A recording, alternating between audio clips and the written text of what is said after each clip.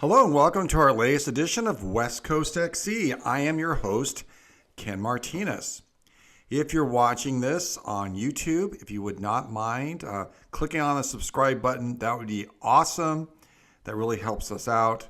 And if you're listening on a podcast, on Apple Podcasts or Spotify, if you can please give us a follow. In this week's episode, we'll be previewing the Husky Classic at the University of Washington at the Dempsey Indoor Facility, the last of their three different weekend invitational indoor meets, and we'll be going through that. I do want to alert our viewers and listeners that I went to two meets last weekend. I went to the Grassroots 3000 at Sunset High School, and I went to the Portland Indoor, the second one, at the University of Portland at the Child Center, an indoor meet on Sunday. And both of those galleries are on our website at westcoastxc.com, or you can go to our Instagram account at westcoastxc and open up the gallery and download photos. For the Grassroots 3000, that was last week's episode. We had Coach Dave Frank on, and I would encourage you to go back and watch that or listen to it.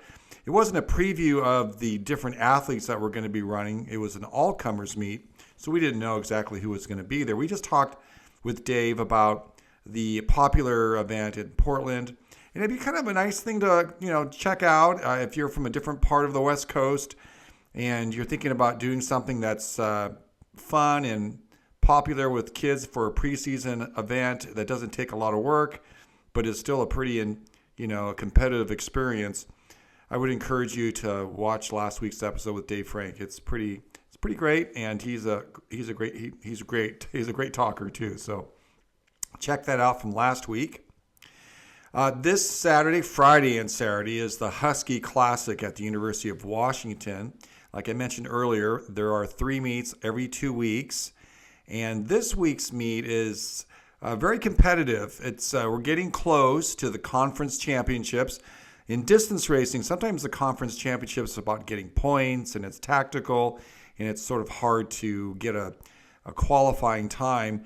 And so the chances of getting qualifying times are kind of running out, if I can use that word, running. And so we have athletes from all over the country coming to the Dempsey trying to nail a time and try to get in the top 16. The top 16 athletes go individually to all the events, at least in the distance events for sure. And so on Friday, the men will be running the 3,000 and the mile, the fastest races. And the women are running all distance races, the invitational fast races, on Saturday. There's also a distance medley for men's and women on Friday. That's another event. That one takes 12 top teams. And so you have schools in town in Seattle to get those events times down. So let's go through the events. We'll go in the order of distance. In the women's 800, I will tell you that the 16th best time right now is 2:03.36. That's the cutoff line right now. Of course, that'll get faster after this weekend. And there are a number of athletes that already are in the top 16 and will hope to improve their standing. Kaylee Politza of Oklahoma State is number 11 on the TFRRS. Haley Kitching of Penn State is number 2 on TFRS. And Bo Ritchie of Penn State is number 5 on TFRS. We do want to mention that Rosemary Lungisa of Washington State's had an amazing indoor season. She has run fast times. She's more known as more of a distance runner, but she's been running fast times in the shorter distances, and so she'll give the 800 meter a shot. And then last month, Juliet Whitaker of Stanford and Chloe Forrester of Washington ran an epic 1,000 at the Dempsey, and they will race again on Saturday in the 800. So that should be pretty exciting. In the women's mile, Mia Cochran of Washington also having a great indoor season as the 11th fastest time for TFRS. And Erin Vringer of Utah has the 16th fastest time in TFRS. She is the the standard bearer right now. She has a 4:32.14. That's number 16. That's the time people are aiming for. And another person we need to talk about is Kaya Robertson of Boise State. She ran 2 weeks ago, 4:28.93. And so she'll be running that race too. In the 3,000, which will be run on Saturday also, there are a number of outstanding athletes racing, including Pamela Koske of New Mexico. She doesn't have a top 16 time yet in the 3,000, but you need to know that she won the 5,000 and the 10,000 in the outdoor NCAA championship, so she is a factor. Marianne Chepnagich of New Mexico has the 11th fastest time in TFRS.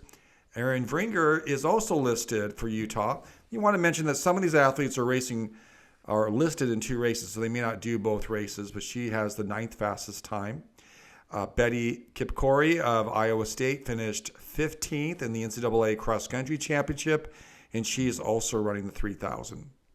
Now, what makes this meet kind of unique and important is they're running the 5,000. So at Boston University, they run a 5,000 in the first week of December. The athletes are pretty fit from NCAA cross country season. They get their time, and athletes want to come back and try to see if they can improve their times from that period.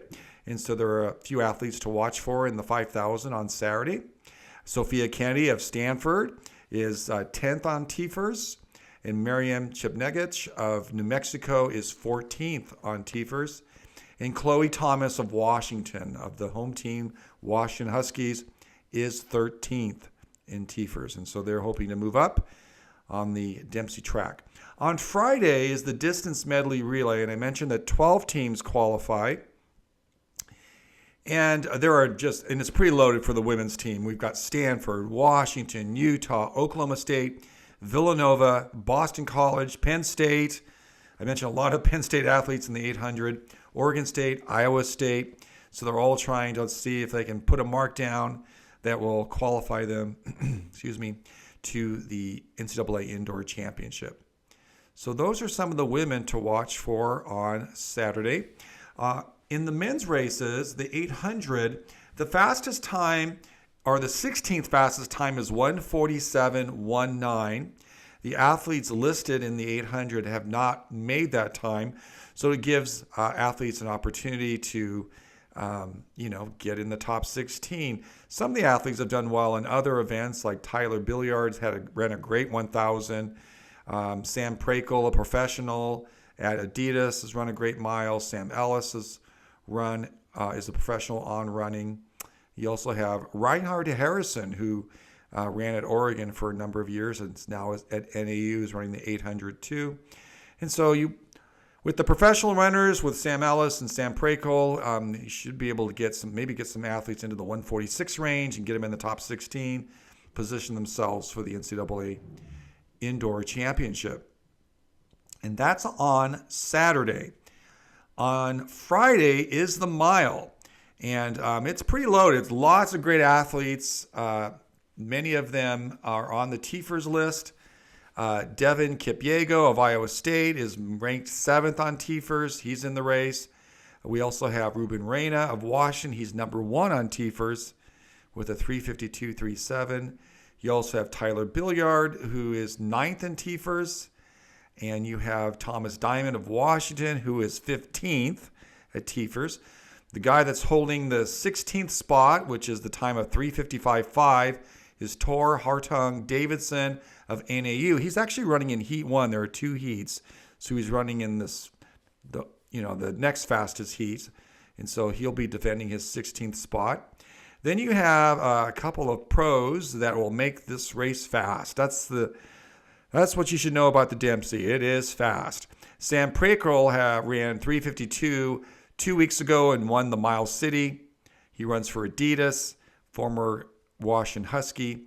Nathan Green of Adidas is also listed. 2 weeks ago, he was the Rabbit, so I would assume that this time he's going for it and going to run a fast time, and he is in this race too. Samuel Haptum of New Mexico is in this race. He is the NCAA champion in cross country, and so he will be somebody to also watch in this race. It's going to be a great mile, and there's a bunch of other athletes that have a chance to also make an impact in the TFRRS rankings. The 3,000 is also on Friday.